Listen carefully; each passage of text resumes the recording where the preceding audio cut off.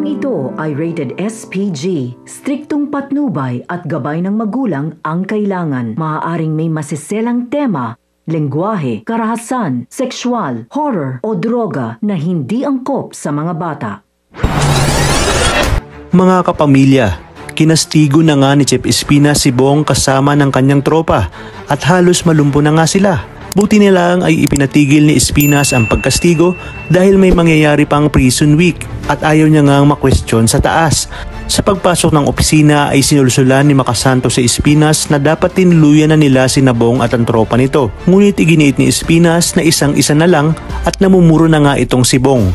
Alam niya umano kung paano mag-isip si Bong at alam niyang re-rest back ito. Kaya naman sa oras na matapos umano ang prison week ay humanda ang mga ito sa kanya. Sa pagpasok naman ni Bong sa selda ay halos hindi maipinta ang mukha ng kanyang mga kasamahan dahil sa kanilang sinapit at gigil na sila na makapaghiganti.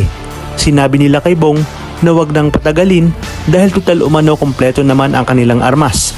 Sinabi naman ni Bong na hindi sapat ang kanilang armas kung kahit inilabas na nito ang kanyang baril na matagal na nitong itinatago at gagamitin niya umano yung kay Tanggol at Espinas.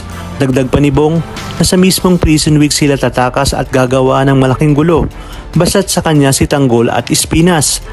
Sa isang pambihirang pagkakataon, magiging isa sa mga panauhin si Senyora Bettina Caballero sa mga preso at magsasalita ito upang magbigay ng inspirasyon at pag-asa na huwag umanong mawala ng pag-asa ang mga ito.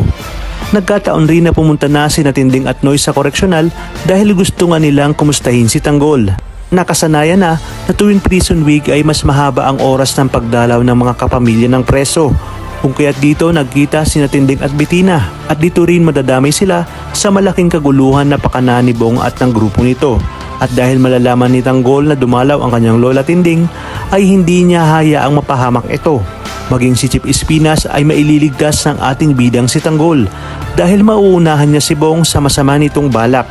Ngunit nang magkaharap na sina Tanggol at Bettina ay laking gulat niya dahil tila bumalik sa kanya ang nakaraan kung saan huli niyang nakita ang kanyang anak na si Ramon bago ito nakulong sa bilibid 20 taon na ang nakakalipas.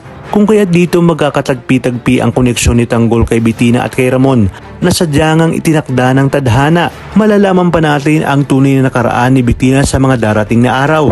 Talagang kapanapanabik ang mga susunod na tagpo sa teleseryeng ito. Kaya naman sabay-sabay natin itong pakaabangan. At kung bago ka pa lamang sa akin channel, ay sana'y huwag kalimutang mag-like at subscribe. Pindutin ang notification bell para updated kayo palagi. Maraming salamat sa inyong panonood at hanggang sa muli, kapamilya.